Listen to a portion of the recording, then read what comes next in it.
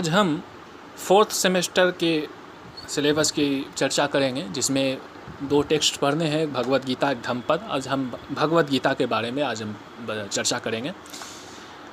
ये जानना आप लोगों के लिए ज़रूरी है कि भगवद गीता प्रस्थान त्रयी में आता है। प्रस्थान त्रयी में इसे काउंट किया जाता है। प्रस्थान त्रयी जिसके अंतर्गत 3 प्रस्थान इसमें माने गए हैं। प्रस्थान शब्द का अर्थ है डिपार्चर, जाना। जाना कहाँ से जाना? संसार से परे जाना, जिसको ऋषि शब्द का अर्थ भी बताया गया है कि ऋष्यति ज्ञानेन संसार पारम सह ऋषि, जो ज्ञान के द्वारा संसार से परे जाता हो वह ऋषि। जाना, प्रस्थान डिपार्ट करना, डिपार्चर। डिपार्चर थ्रू वेयर, कि डिपार्चर का जो मार्ग है, प्रस्थान का जो मार्ग है, कौन कौन से मार्ग है? तो 3 मार्ग बताए गए हैं। प्रस्थान त्रयी 3 मार्ग है। 3 मार्ग इसको कहते हैं श्रुति प्रस्थान, स्मृति प्रस्थान, न्याय प्रस्थान या युक्ति प्रस्थान भी कहा जाता है, या तर्क प्रस्थान भी कह सकते हैं। तर्क, लॉजिक। न्याय प्रस्थान, युक्ति प्रस्थान जिसको कह सकते हैं वही। श्रुति प्रस्थान जो श्रुतियों पर आश्रित रहकर श्रुति के मार्ग से, श्रुति द्वारा पथ जो मार्ग प्रदर्शित किया गया है उस पर बेस करके, वहाँ से शुरू करके डिपार्ट करते हैं, श्रुति के गाइडलाइंस पर जो चल रहे हैं। तो श्रुति के अंतर्गत वेद को माना गया है। वेद के जो शिक्षाएं हैं उसका संकलन किया गया। तो संकलन करने पर इसमें जो पूर्व का जो भाग है वह कर्म मीमांसा भाग कहलाता है। कर्म मीमांसा के अंतर्गत मंत्र भाग, कर्मकांड भाग, जो उसको विधि भाग भी कहते हैं, उपासना भाग, अरण्य भाग, ये सब आते हैं। और ज्ञान मीमांसा के अंतर्गत उपनिषद आते हैं। उपनिषद रहस्यमयी शिक्षा, पास, उपनिषद शब्द का अर्थ है पास आकर बैठना, गुरु के समीप बैठकर ज्ञान प्राप्त करना। तो रहस्यमयी शिक्षा, उपनिषद ही वेद की अंतिम शिक्षा है, जिसके कारण इसे वेदांत कहते हैं। इसको बेस बनाकर आगे चलना, ये श्रुति प्रस्थान हुआ। तो श्रुतियों में सबसे प्रमुख श्रुति की समस्त शिक्षाओं का जो सार है वो उपनिषदों में आता है। उपनिषदें वेद के समस्त शिक्षाओं का सार है। तो इसी कारण इसे वेदांत कहते हैं। वेद का अंतिम भाग, वेद की अंतिम शिक्षा, जो एसेंस ऑफ द वैदिक टीचिंग्स, ये उपनिषद को कहा गया है। इसलिए इसे श्रुति प्रस्थान के अंतर्गत उपनिषदों को ही रखा गया है। शुरू के कर्म मीमांसा वाले भाग को नहीं रखा गया, कर्मकांड भाग को प्रस्थान त्रयी में शामिल नहीं किया गया है। मंत्र भाग को शामिल नहीं किया गया है, जबकि मंत्र भाग जनरली वेद का अर्थ लोग समझते हैं मंत्र, जिसमें ऋचा, सामानी, यजु, सांदी, ऋक, यजु और साम, ये तीनों 3 फोल्ड, जिसमें बाद में अथर्ववेद को भी जोड़ दिया गया 4। ये सारे जो मंत्र भाग, जिसको जनरली वेद का तात्पर्य लोग समझते हैं, लेकिन वेद का शिक्षा, वेद पर भी आधारित जो शिक्षा है, तो उसमें भी मंत्र भाग को न रख के उसका जो अंतिम शिक्षाएं हैं उपनिषदें, उसको रखा गया है, जिसमें अध्यात्म की चरम समस्या, चरम जो शिक्षा है वो सब इसमें प्राप्त होता है। उसका एसेंस, इसकी अंतिम शिक्षा जो एसेंस है, तो उपनिषदों को ही बेस बनाया गया, न कि कर्मकांड भाग को। श्रुति प्रस्थान यही है। दूसरा आता है न्याय प्रस्थान को ले ले, तर्क प्रस्थान, युक्ति प्रस्थान जिसे कहते हैं, तो वो ब्रह्मसूत्र है, बादरायण द्वारा रचा गया, जिन्हें वेद व्यास नाम से भी जाना जाता है। अब ये वेद व्यास कौन थे, ये अलग उस पर विमर्श उस पर किया जा सकता है कि कौन से वेद व्यास, या एक ही वेद व्यास थे जो सारे ग्रंथों के संकलन किए, या वेद व्यास की पदवी होती थी, वो अलग, उस पर कभी बाद में। तो उनको द्वारा, बादरायण द्वारा संकलित जो सूत्र हैं, वे सूत्र उपनिषद की शिक्षाओं को समझने के लिए, उसके सार को समझने के लिए सहायक सिद्ध होते हैं उन लोगों के लिए जो तर्क प्रधान बुद्धि रखते हैं, बुद्धि प्रधान, युक्ति प्रधान, न्याय, लॉजिकल, जिनके बुद्धि लॉजिक प्रधान है। श्रुति तो श्रद्धा तो स्वतः प्रमाण्य माना जाता है, लेकिन जो लॉजिक को बेस बनाते हैं, फिलोसॉफिकल, जिनका ये फ़िलोसॉफ़िकल स्कूल से फ़िलोसॉफ़िकल स्पेकुलेशंस, उनके साथ वाद विवाद, उनके साथ संवाद, उनके साथ उनके मतों का खंडन मंडन, ये सब में जिनकी रुचि हो, जिन इसमें, तो उस प्रवृत्ति वाले लोगों के लिए ब्रह्मसूत्र को रखा गया है। और जो परंपरा को आधार बनाकर चल रहे हैं, तो स्मृति तात्पर्य स्मृति प्रस्थान में भगवत गीता आता है। ये भगवत गीता जो अभी हम लोग का विषय है, ये भगवत गीता, इसको हम लोग का विषय है कि ये स्मृति प्रस्थान में आता है। तो स्मृति शब्द का तात्पर्य इसको कहते हैं रिमेंबर्ड ट्रेडिशन या मेमोरी। तो मेमोरी क्यों कहते हैं?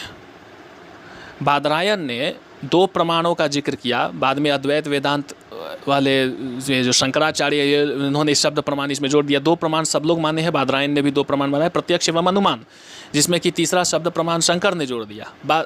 और इसके अतिरिक्त जो बाद के जो वेदांती है वो उसमें कुमारिल भट्ट के फॉलो करते हुए, व्यवहार्य भट्ट ने उसको फॉलो करते हुए 6 प्रमाणों को मान लिया। उपमान, अर्थापत्ति, अनुपलब्धि, इन तीनों को भी बाद में ऐड कर लिया। लेकिन जो मूल था वेदांत का, जो मूल है वो ब्रह्मसूत्र है, जिस पर भाष्य बाद में तैयार करते गए, लिखते गए। शंकर का भाष्य, फिर रामानुज का श्री भाष्य है, फिर माधवाचार्य तो बाद में है, लेकिन मूल जो है भाष्य उसमें वो बादरायण का है, जिसमें 2 ही प्रमाणों का जिक्र है, वो परसेप्शन एंड इन्फेरेंस, प्रत्यक्ष एवं अनुमान, यही 2 प्रमाण को जिक्र है।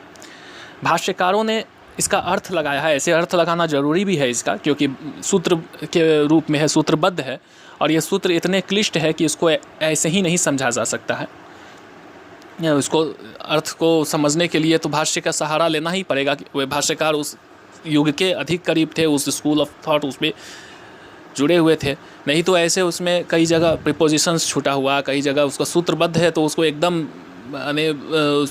कहीं वर्ब छूटा हुआ, बहुत मुश्किल होता है उसका अर्थ लगा पाना, फिर नहीं हो पाएगा। उसको अर्थ लगा, इसके लिए भाष्यकारों पर डिपेंड करना पड़ता है। तो भाष्यकारों ने इसका अर्थ परसेप्शन एंड इन्फेरेंस, इसका अर्थ यही लगाया है कि प्रत्यक्ष का अर्थ है श्रुति उपनिषदों से, उस श्रुति का अर्थ है उपनिषदें, और अनुमान का अर्थ है स्मृति से। तो अनुमान स्मृति प्रमाण में, अनुमान प्रमाण में आ जा रहा है। अनुमान प्रत्यक्ष में श्रुति इसलिए क्योंकि वो अनुभूति गम्य, डायरेक्ट परसेप्शन उसको कह रहे हैं कि वो अंतः अनुभूति, वो डायरेक्ट परसेप्शन है। लेकिन ये जो स्मृति प्रस्थान में भगवत गीता है, इसको फिर भी अनुमान प्रमाण में ही रखना होगा। ये महाभारत का एक हिस्सा, तो महाभारत को भी इन्होंने स्मृतियों में महाभारत, भगवत गीता, मनुस्मृति, इन सबको रखा है। और ब्रह्मसूत्र स्वयं भी ये सब स्मृतियों में आते हैं, क्योंकि ये पूर्वजों के अनुभव है, प्रेडिसेसर्स के अनुभव है, गुरुजनों के अनुभव है, किंतु वो अनुभव अभी हमें प्राप्त नहीं है। तो वो उनके अनुभव को आधार बनाकर यदि कह रहे तो वो स्मृति में चला गया कि वो पूर्व में किसी ने अनुभव किया था, जो आज हमारे पास वो अनुभव है नहीं, पूर्व में किसी ने अनुभव किया था। तो पूर्व के जो अनुभव है, अनुभवों का संकलन है, वो स्मृति में आता है। वर्तमान में जो अनुभव हो रहा है वो प्रत्यक्ष में आता है, इसलिए उसे टेक्निकली स्मृति कहा जाता है। वो परंपरा प्रमाण में आता है, परंपरा के प्रवाह में, समाज परंपरा, अतीत के जो परंपरा जो चली आ रही है उसके प्रवाह में, कि परंपराओं में उसे माना जाता रहा है जनरेशन्स आफ्टर जनरेशन्स, तो उसमें कुछ सच्चाई है इसलिए माना जाता रहा है। ये हो गया परंपरा का प्रवाह, तो ये स्मृति प्रमाण में आता है। कहते हैं कि जब श्रुति और स्मृति में कन्फ्लिक्ट हो तो श्रुति ही प्रायोरिटी पर रखेंगे, क्योंकि श्रुति अनुभव है, डायरेक्ट प्रत्यक्ष है, और यह स्मृति अनुमान है कि पूर्व में किसी ने अनुभव किया था, उन्होंने लिख दिया इसलिए हम मान रहे हैं, तो वो ठीक है, वो रिलायबल कर सकते हैं। लेकिन ये जब डायरेक्ट परसेप्शन, जब हमारा अनुभव हो रहा है, तो फिर उस अनुभव को प्रायोरिटी पर रखना होगा। और वो जो डायरेक्ट अनुभव हो रहा है वो श्रुति से हो रहा है, श्रुति वाक्यों से हो रहा है, जो डायरेक्ट है। उस चरम तत्व का डायरेक्ट शब्दावतार, शब्द के रूप में अवतरित होकर, शब्द के रूप में अवतरित होकर उसके अर्थ के माध्यम से उसका ज्ञान कराना, बोध कराना, उसका परिचय कराना, उस तत्व का परिचय शब्द के माध्यम से कराना। लेकिन यहाँ भगवत गीता में शब्द के माध्यम से कराने से पूर्व वह जो चरम तत्व है वह एक व्यक्ति के रूप में अवतरित है। यहाँ व्यक्ति के रूप में अवतरित है, व्यक्ति के रूप में को एक्वायर करके तब वह सारे वाक्यों को कह रहा है। वह जो चरम तत्व है, परम तत्व, वो पहले पर्सन, एज ए पर्सन वो इनकारनेट किए हुए, और तब उसके बाद वह अपना परिचय दे रहा है। जब भी वो अपना परिचय दे रहा है, वो शब्द के मूल जो तत्व है, वो मूल तत्व डायरेक्ट शब्द में कन्वर्ट होकर नहीं हो रहा है। वो मूल तत्व पहले व्यक्ति के रूप में है, और व्यक्ति बनने के बाद तब वो शब्द बता रहा है, इनडायरेक्ट हो जा रहा है वो, और फिर वह व्यक्ति अपने माध्यम से परमात्मा का बोध करा रहा है। वह व्यक्ति कृष्ण जो अपने माध्यम से कह रहे हैं कि वह मुझे पहचानो, मेरे मूल स्वरूप को जानो। ऐसा नहीं है, उपनिषदों में इस तरह की बात नहीं है। इंद्र प्रतर्दन का संवाद आता है कौशतकी उपनिषद, बृहदारण्यक उपनिषद में, ये सब कौशतकी उपनिषद में आता है। इंद्र प्रतर्दन तू मुझे ही जान, कौशतकी उपनिषद में आता है। इंद्र ने ये प्रतर्दन को जब प्राण विद्या का उपदेश किया तो इसी प्रकार कहा कि तू मुझे ही जान, इसे ही मैं सबसे बड़ा वरदान समझता हूँ। कृष्ण अपना परिचय दे रहे हैं, तो अपने मूल स्वरूप का परिचय व्यक्ति के रूप में आने के बाद तब देना। यहाँ शब्द के रूप में डायरेक्ट रिवील किया गया, इसलिए रिवील्ड स्क्रिप्चर्स कह रहे हैं। श्रुति प्रमाण में आता है, प्रत्यक्ष प्रमाण, अनुभूति प्रमाण में, और यहाँ व्यक्ति के रूप में अवतरित होकर तब वो कह रहे, बता रहे हैं, तो ये इनडायरेक्ट हो जा रहा। तो अपने मूल स्वरूप को उद्घाटित व्यक्ति के रूप में होने के बाद, जिसके भगवद गीता का सबसे बड़ी विशेषता है इसमें अवतारवाद, चौथे अध्याय का 7वां श्लोक जो बहुत ज़्यादा फेमस है।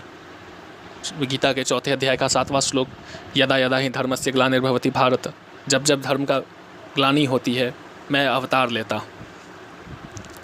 ग्लानिर्भवति भारत अभ्युत्थानम धर्मस्य तदात्मानं सृजाम्यहम् परित्राणाय साधूनां विनाशाय च दुष्कृतां धर्म संस्थापनार्थाय संभवामि युगे युगे। धर्म की संस्थापना के लिए मैं बार बार अवतार लेता रहता हूँ हर युग में, जब जब धर्म की ग्लानि होती है। ये बहुत बड़ी विशेषता है जो अन्य किसी ग्रंथ में नहीं कहा गया कि भगवान अवतार लेते हैं, स्वयं मानव रूप में आते हैं। ये बात भगवद गीता में ही कहा गया, और किसी भी टेक्स्ट में इस तरह से डायरेक्टली प्रकट होने की बात कही गई है, लेकिन उस तरह से अवतरित होना, कहीं जन्म लेना, ईश्वर डायरेक्ट अपने कुछ क्षमताओं के साथ, कुछ कलाओं के साथ अवतरित होते हैं, ये बात भगवद गीता में ही कहा गया।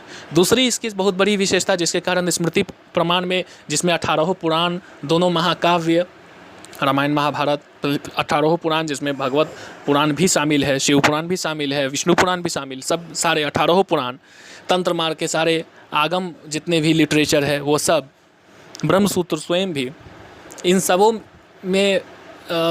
में सब ब्रह्मसूत्र, इन सब को रहते हुए भी प्रस्थान त्रयी में भगवद गीता को ही रखा गया मेन में। तो उसमें पीछे एक कारण यह भी है कि 18 पुराण, जितने भी पुराण हैं, पुराणों का स्वरूप सांप्रदायिक है। शिव पुराण शिव को अंतिम सत्य, और वो उस माध्यम से उस अंतिम तत्व, वेदांत का जो अंतिम तत्व है वहाँ तक पहुँचाता अवश्य है, किंतु किसी पर्सनल गॉड के माध्यम से, जो वहाँ के लोकल गॉड भी हो, कोई लोकल देवी देवता भी हो सकते, जिसके माध्यम से वो उस उपनिषद की जो चरम तत्व है वहाँ तक वो उसका बोध कराता है। लेकिन इसका जो निर्णय किया गया है वो भगवद गीता में ही किया गया। कृष्ण ने इसका निर्णय किया कि चाहे वो जिस रूप में पूजे, वो पूजा मुझे ही, मतलब उस निर्गुण परब्रह्म, उस तत्व को ही प्राप्त होता है जो जिस रूप में पूजे, उस रूप में को मैं उसकी श्रद्धा को सुनिश्चित करता हूँ, उसे सुदृढ़ करता हूँ। जो मेरा जिस रूप में पूजा करता है वो प्राप्त, वो पूज रहा है उस देवता को, पूजा प्राप्त हो रही है उसी निर्गुण, उसी चरम तत्व को ही, जिसको हर कोई अलग अलग नाम से, अलग अलग रूप से जानते हैं। यह निर्णय, अंतिम निर्णय भगवद गीता में ही किया गया, जो 18 पुराण के अलग अलग सांप्रदायिक जो मतभेद है उसका समाधान। वो मतभेद अंतिम रूप से है नहीं, लेकिन जो बिगिनर्स है, जो उसमें शुरुआत कर रहे हैं, उनके लिए ये मतभेद आ जाता है कि हम किस रूप को प्रायोरिटी पे रखें। उसका समाधान भगवद गीता में किया गया। ये अलग अलग विचारधाराओं, अलग अलग सिद्धांत, इसका समन्वय, इसका इन सभी सिद्धांतों का संकलन और उसका समन्वय, उसमें कन्फ्लिक्ट्स को रिजॉल्व करने का एक सक्सेसफुल एफर्ट जो कि आज तक कार्य कर रहा है भगवद गीता, कि जिस रूप में पूजे, जिस तरीक़ा से पूज रहे हैं उसी भगवान को। यह सिद्धांत भगवद गीता की भी विशेषता है। इसी कारण स्मृतियों में, स्मृति प्रमाण में बहुत सारे स्मृति है, उसमें है मनुस्मृति, याज्ञवल्क्य की स्मृति, और फिर 18 पुराण, दोनों महाकाव्य, सब इतने सारे। उसमें एक पतली सी छोटी सी भगवद गीता, वो इतना प्रभावशाली जो कि युगों युगों तक प्रभाव डालता रहा। एक तो ये संघर्ष के बीच से उत्पन्न हुआ है, महाभारत के युद्ध के बीच से, और दूसरा कि इसमें ये सारी विशेषताएं, जिसके कारण ये जितना लोकप्रिय भगवद गीता हुआ, उतना और कोई इतने मोटे मोटे ग्रंथ है, उन सबों में सबसे अधिक लोकप्रिय भगवद गीता हो सका। उसके पीछे कारण इनकी ये सारी कुछ विशेषताएं हैं। हम इसके बारे में आगे के क्लास में चर्चा जारी रखेंगे। अब आज के लिए इतना ही।